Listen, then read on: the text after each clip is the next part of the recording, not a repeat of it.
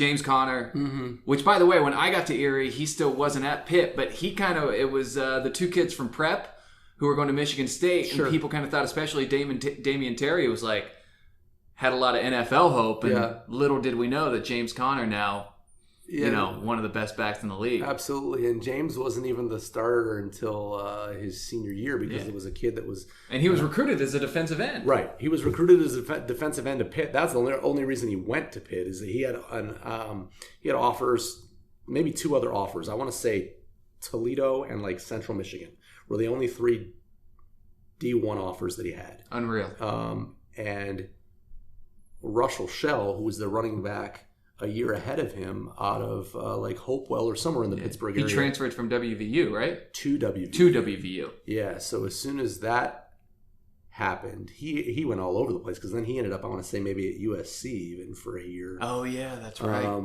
But when Russell Shell left, they were screwed. Pitt went and said, okay, James, what do you think about playing running back? And that dude hadn't played running back. I mean, he played growing up, but at varsity level, there was a kid named Greg Garman who was all everything and being recruited, by University of Iowa. And, James went and just became the dude that nobody knew anything about. And all of a sudden, he's having a huge season at Pitt. He played his first game. You were at his first game. They were playing Florida State. Yeah. Against Jameis Winston. Right. It was a primetime game, right. Maybe a Friday night. I forget. It was on ESPN. I forget the night, though. It might have been. I think it was a Monday night game. Okay. Because it was, I remember because they were talking about, they had Jameis Winston in the intro being Monday Night Football doesn't get any better than this. Right. Because it was the first Monday night game on Heinz Field, not involving the Steelers. So it was pretty crazy. Deal. And so then he just tore it up from there. He went and had a really good freshman year. MVP of the Little Caesars Pizza Bowl against Bowling Green, and that was in Michigan. He came back that night. After doing that, I think it was the next night, and was on the air with us, live in studio.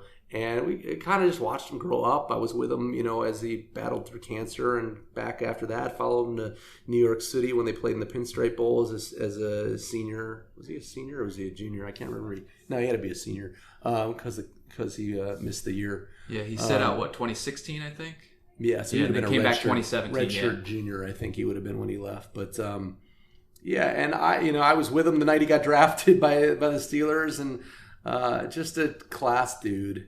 Just a class act, and he's the real deal. And I said to him from the get-go, just stay healthy, get through the first contract, sign your second contract, and then do whatever else from there. The less he has to play, the better his chances are. And unfortunately for James, he's the dude now, no matter what. It'll be interesting. The health thing has always been an issue for him. But he's starting to become more durable to what Mike Tomlin would refer to as the soft tissue injuries. Those things would kill him in college. He'd every single tough run, he'd get up limping. It's like watching LeBron James play basketball. You just can't you can't tell if it's for real or not. But he's working out tons and tons. He's in probably the best shape he's ever been in, and it's good to see. He's a good dude.